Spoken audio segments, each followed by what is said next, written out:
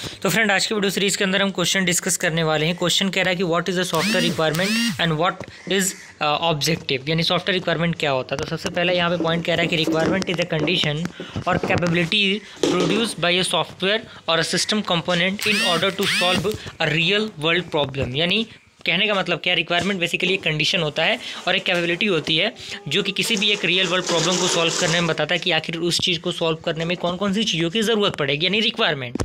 अगला पॉइंट कह रहा है कि the problems can be automated a part of a system to correct shortcoming of an existing system and to control a device and so on. यानी ये अलग अलग एस्पेक्ट्स होते हैं जो कि रिक्वायरमेंट के अंदर आते हैं।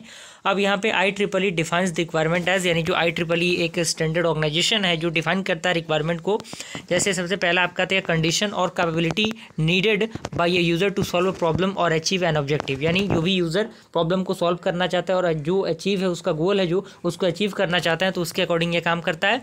सेकंड आपका आता है कंडीशन और capability that must be meet और पोजेस्ड बाय ए सिस्टम और a system component to satisfy a contract standard specification और other formally imposed document. Okay, third आपका पॉइंट यहाँ पे है जो कि कह रहा है कि document representation of a condition और कैपेबिलिटी एज इन कंडीशन 1 और 2। ओके, तो वो आपका रिक्वायरमेंट था। अब ऑब्जेक्टिव की हम बात करें तो ऑब्जेक्टिव यहाँ पे सबसे पहला है कि to introduce the concept of user and the system requirement, यानी जो भी कंसेप्ट है यूजर का और सिस्टम रिक्वायरमेंट का उसको इंट्रोड्यूस करना। सेकंड है to describe the functional and non functional requirement and third आपका है to explain the two technique for describing the system requirement और लास्ट आपका है to explain how the software requirement may be organise in a requirement document. Is that clear?